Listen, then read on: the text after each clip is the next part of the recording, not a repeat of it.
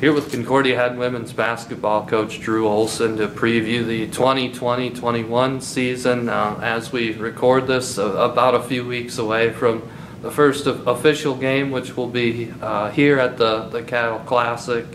And it's year 15 for you as head coach. Maybe a little bit of a milestone. Just to start off, what do you remember about the very first game that you coached here at Concordia? First game I ever coached, we played at York.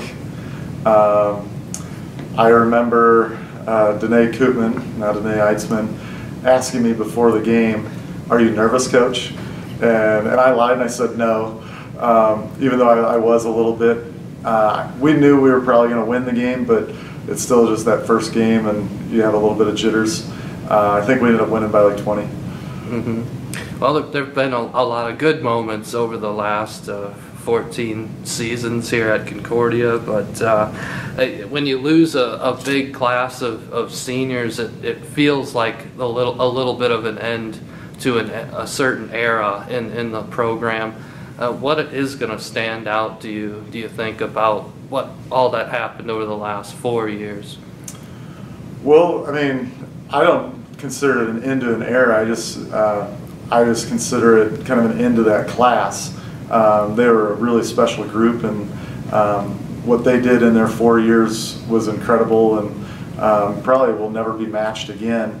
And I think that they were a very special group, but I think they would even admit that they had great teammates in all the other classes that were with them that helped them accomplish some of those goals.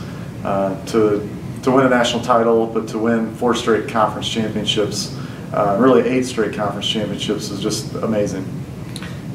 Obviously, it's a new team, a new year, a younger team. What does excite you about that opportunity to where it's kind of a little bit of a fresh start with so many new faces? Well, yeah, I'm very motivated just to kind of prove that we can keep being as successful as we've been.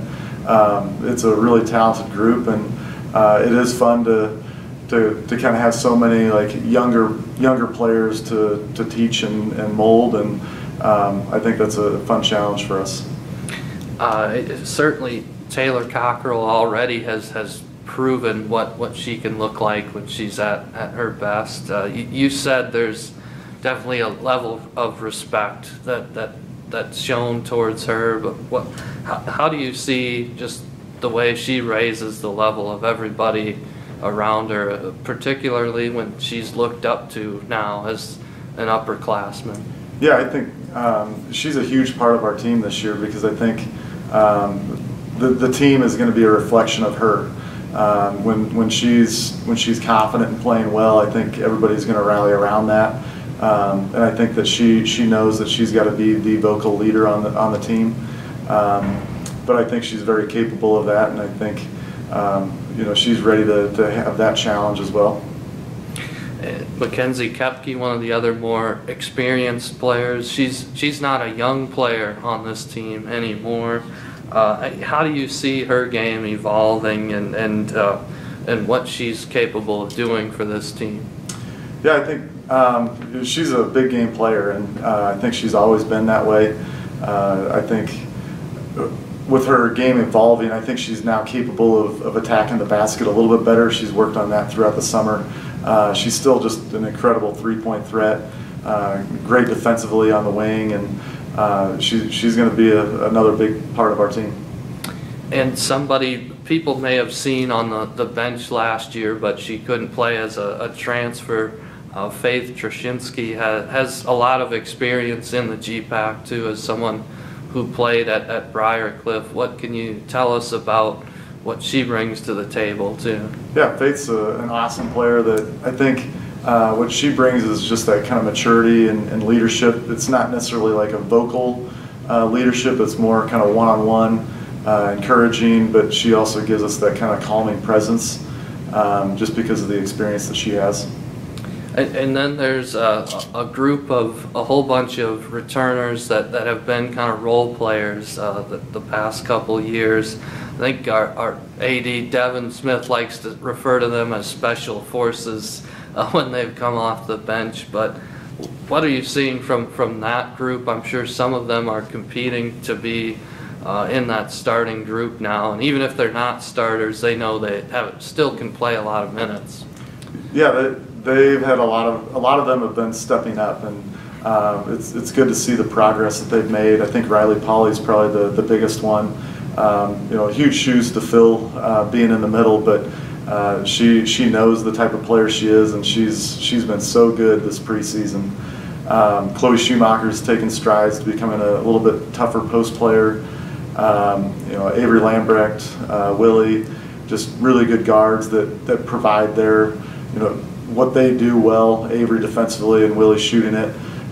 So I think all of them are ready to take a little bit of a bigger role this year.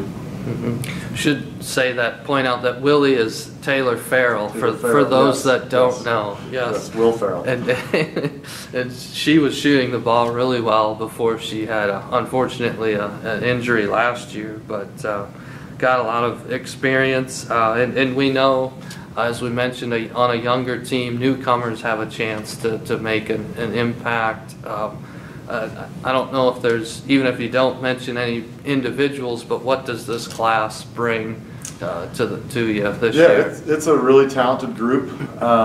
They have a lot of toughness and fight in them, but I also think that they've got to get that experience, and I think that's why they rely so heavily on TC to be that kind of presence and give them that confidence to be out there. But there's a few of them that are going to make some huge impacts on our team this year. Mm-hmm. Well, you didn't get to go through kind of a normal summer and off season with having everybody in the gym maybe as much as you would, but how awesome has it been just to get back to practice, and how does practice feel now? I'm sure some things do feel a little bit different right now. Yeah, I mean, the summer was tough, just not being able to be around each other. You just miss them. You love watching them play. I love watching them play, and I love just being around them. And so I missed that part of the summer. And then, but now that we're in school, we get to practice. One of our phrases is entitled to nothing, grateful for everything, and we're really grateful to be able to play and be around each other each day, even if it is with masks and it's a little bit different. It's still together, and it's still basketball. I know, based on where this program has been, probably has a lot to do with where you are in the preseason rankings. I'm sure there are some coaches that feel like now they have a little bit better chance against Concordia because of the players you lost, but how does just this season feel different from that perspective, and that you might be, I guess, viewed a little bit differently by your opponents going into each game? Yeah, I mean, the preseason rankings, I don't take a whole lot of stock in those just because of all the unknowns, and it's even more so this year with the one division. More so that there's some teams that won't even play early on. But yeah, I think that we are viewed a little bit differently, and I think that gives us a lot of motivation that we're excited to prove that we're still Concordia, and we're still going to be a tough out. And lastly, just touching on the fact that it is a one division format now for NAI basketball. It had been two divisions since 91-92 season, so it's been a while. What is your take on the combining of one division and what that challenge will be like trying to navigate through a bigger national tournament with more competition? Yeah, I'm excited about it. I think our conference would still get close to the same number of teams in, just because they've doubled the size from 32 to 64. But it just means that the rounds are going to be tougher.